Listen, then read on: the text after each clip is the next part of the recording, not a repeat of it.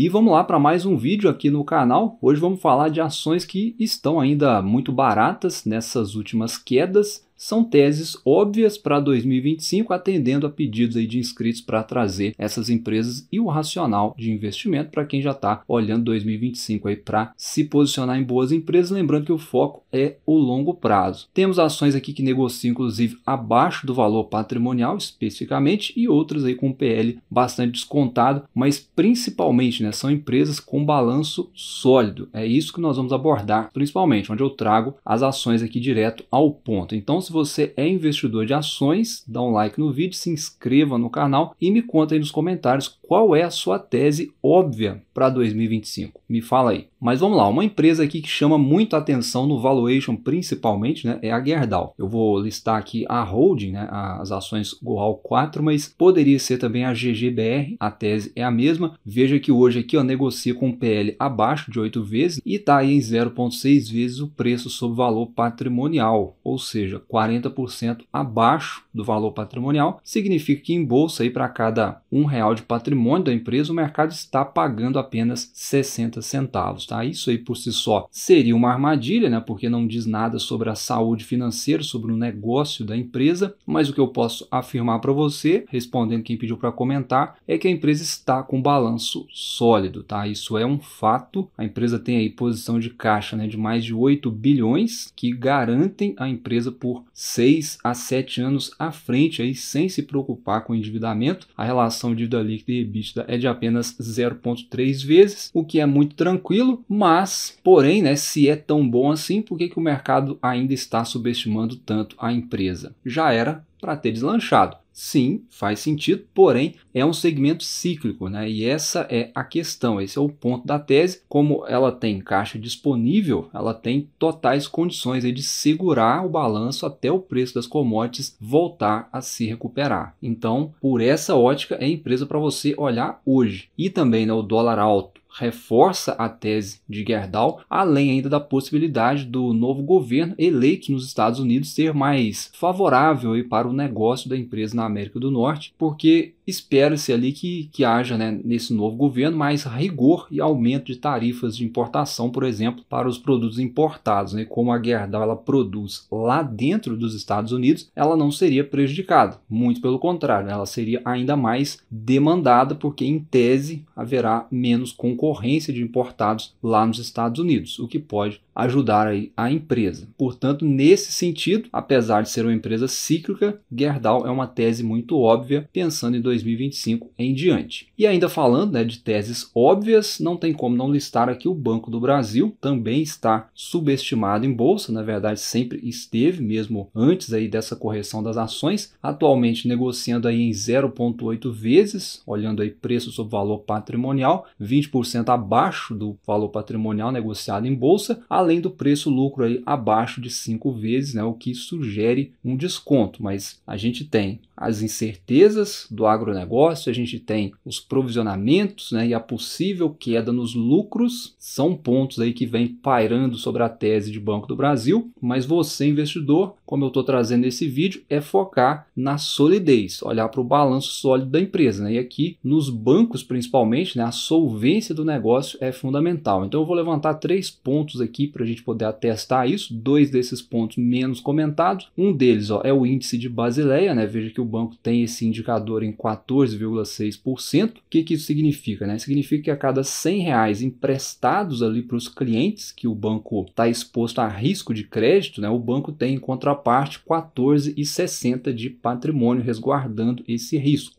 Mas aí será que isso é bom ou isso é ruim? Aqui no caso do Banco do Brasil é bom porque está acima do limite estabelecido pelo Banco Central, que é de 11,5%, ou seja, não tem risco de insolvência aqui, porque como está acima do mínimo exigido pelo Banco Central, significa que o banco, além de não estar alavancado, ainda tem uma certa gordura aí para queimar. É por esse indicador que se mede a alavancagem dos bancos, tá? Como os bancos não têm dívidas propriamente dito, o risco deles é o empréstimo que eles fazem, né? E aí a gente tem um outro indicador que também é usado para medir essa segurança do banco, né? Que pouca gente comenta, é o índice de imobilização. E nós temos ele aqui também nessa tela. Veja que o regulatório determinado pelo Banco Central, né, que está aí na resolução CVM, é de no máximo 50% e o banco apresentou 17,3%. E o que isso significa? Significa que para cada R$100 de patrimônio do banco, ele tem apenas 17,3% em ativos que não têm liquidez ou que não têm liquidez imediata, pelo menos, né? Então, é um indicador que mede a capacidade de liquidez do banco, né? Ou a capacidade de pagamento do banco se acontecer um calote, por exemplo, ou algo do tipo, né? Ele não está preso a imobilizados, essa é a questão, né? Com ativos de baixa liquidez. Muito pelo contrário, a maior parte dos ativos do banco são líquidos, o que significa que ele consegue fazer dinheiro imediato para honrar os compromissos, ou seja, compromissos esses que são basicamente o dinheiro de quem deposita lá na instituição. Lembra que esse é o risco do banco, né? O banco capta dinheiro de terceiros, o seu dinheiro, por exemplo, e empresta o seu dinheiro para frente. Esse é o risco. E para ele ter a garantia de que vai conseguir te devolver o dinheiro quando você for lá sacar, ele precisa ter patrimônio resguardando essas operações. Ele precisa ter liquidez resguardando essas operações. E esses dois indicadores atestam isso para a gente. Olha que interessante, né? Isso aqui geralmente não tem nesses sites de indicadores fundamentalistas, né? Porém, a solvência do banco, né, ou a alavancagem, ela é medida com esses dois indicadores. Como eu falei, o índice de Basileia acima de 11,5%, quanto maior, melhor, e o índice de imobilizado é no máximo 50% que o Banco Central permite, e abaixo disso, quanto menor, melhor.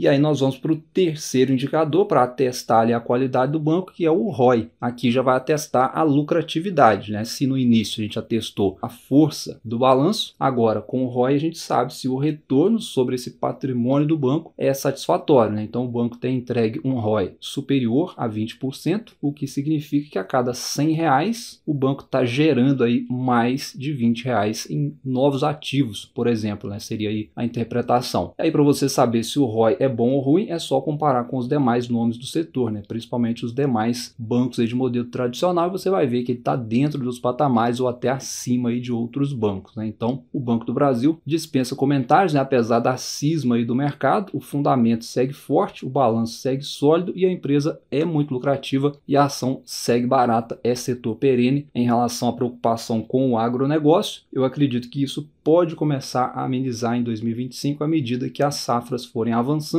principalmente com o clima melhor, proporcionando maior plantio, maior produção, e os preços aí de commodities talvez dão uma reagida, né? Essa é a questão aí que talvez vai ficar sendo dúvida, mas enfim, em bolsa nem tudo são flores, você já deve saber disso, sempre tem ali um ponto de atenção, mas o fundamento do banco, como nós vimos, segue forte. Vamos aqui para mais empresas que também estão negociando abaixo do valor patrimonial, segue baratas, é tese óbvia aí para 2025, está com balanço muito sólido. Eu destaco a Eletrobras, setor elétrico, não pode faltar numa carteira para uma tese de longo prazo, e veja então, né, que ela negocia abaixo do valor patrimonial, está em cerca aí de 0,6, 0,7 vezes, além do preço-lucro, né, que também está descontado aí em cerca de 8 vezes, é um PL baixo. E aí partindo para o balanço aqui para atestar a saúde financeira, é uma empresa que tem posição de caixa muito forte, né? Atualmente aí mais de 28 bilhões, que cobre cerca de 5 anos aí de endividamento, além do fato de que a dívida da empresa, tendo em vista que a gente está falando de setor elétrico, não é o problema, né? A empresa está com uma relação dívida líquida e EBITDA em apenas 1,7 vezes, é uma das mais baixas aí de todo o setor elétrico, além do fato de que é uma empresa que desde 2022 vem melhorando muito seus resultados e o mercado estima aí continuidade desse crescimento. E aí chegamos no ponto, porque esse crescimento futuro ainda não é refletido nas ações em bolsa, né, que ainda seguem aí laterais. Se a gente olhar os últimos 5 anos, muito por conta dos ruídos aí com o governo, né, mas ao que parece, né, pelo que a própria empresa divulgou ao mercado recentemente sobre uma reunião entre representantes da empresa, representantes da Advocacia Geral da União, da Casa Civil, da Presidência da República e do Ministério de Minas e Energia aí para uma tentativa de conciliação e solução consensual e amigável entre as partes esse rolo aí, né, tem sido a pedra no sapato aí na tese de Eletrobras, porque até então o governo questiona alguns pontos da privatização, né, incluindo a participação no conselho. Nós já comentamos sobre isso em vídeos passados, mas se as novas tratativas avançarem, né,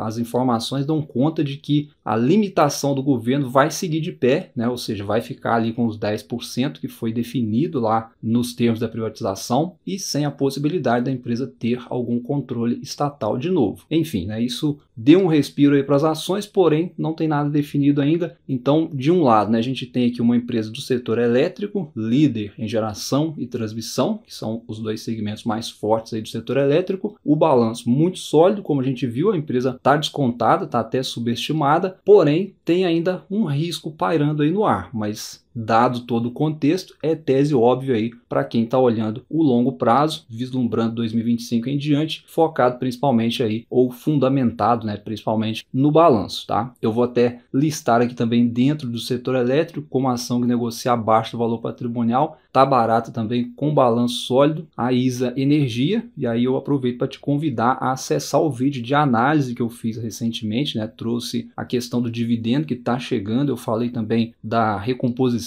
do RBSE, que é um dos pontos aí de atenção da tese, mas que tem totais condições de acontecer, além de outras informações também. Acessa aí esse vídeo, vou deixar na descrição se você investe em ISA Energia. Na minha opinião também é tese óbvia aí para 2025. E vamos aqui para outros nomes, também atendendo a pedidos que vocês têm pedido para trazer o comentário, trazer o racional de investimento, e agora assumindo um pouquinho mais de risco, né? Bem mais risco, aliás, eu destaco Brava Energia.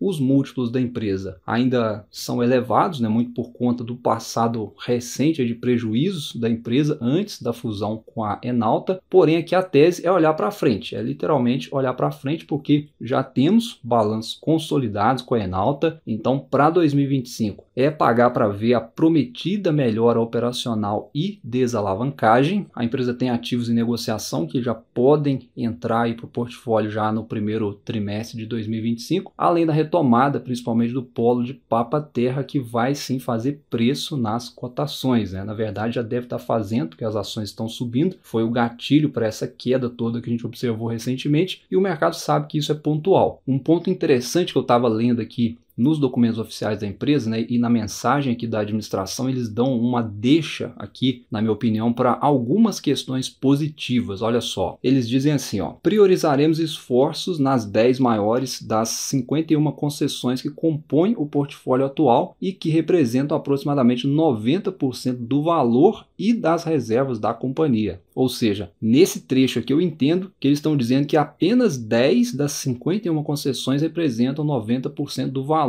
da empresa, o que significa que eles julgam a empresa subestimada e podem, creio eu, né, aumentar investimentos para poder destravar valor desses ativos, ou podem fazer desinvestimentos, vendendo algum desses ativos, realizando algum desses ativos para ajudar na desalavancagem, para otimizar o portfólio. Enfim, um ou outro aí que a empresa fizer seria positivo para a empresa e para o acionista, né? Sem falar que isso aparentemente nos faz crer que a empresa parece ter a situação sob controle hoje em dia. Se a coisa desandar, né, ela pode, como eu falei, vender ativos aí para aliviar, pelo menos é o que eu interpreto aí desse breve parágrafo, né? E aí eles seguem falando o seguinte, ó: assim, o plano de CAPEX dos próximos anos estará alinhado com a intenção da administração de promover um processo de desalavancagem acelerada e o crescimento de retorno aos acionistas por meio de distribuição de dividendos ou recompra de ações. Então aqui a tese é de fato, como eu falei, olhar para frente, onde a empresa já construiu um portfólio e daqui para frente é otimizar isso. Então eu creio que retomando o polo de Papa-Terra principalmente, né, o mercado deve começar a precificar melhor a empresa em bolsa, apesar que é sempre bom a gente frisar, né, que depende do preço do petróleo, né? Isso é relevante na tese e isso aí independe da empresa, mas sabendo que é uma tese de risco, porém, dado aí o contexto, né, de fusão com a Enalta, retomada de produção, a desalavancagem, né, que já até começou a acontecer, se a gente olhar aí no balanço, já deu uma melhorada, e possíveis desinvestimentos, né, e quem sabe até dividendos chegando aí a depender dos movimentos que a empresa fizer, olhando esse contexto, eu acredito que é uma tese óbvia aí para 2025, apesar das incertezas. E aí, né, falando de mais teses óbvias que vocês têm me perguntado muito recentemente, inclusive, são as seguradoras, né? A Caixa Seguridade especificamente e a BB Seguridade, vem subindo bastante em bolsa, e sim, né, são teses óbvias para 2025, mas nesses preços, na minha opinião, né, para quem já está comprado.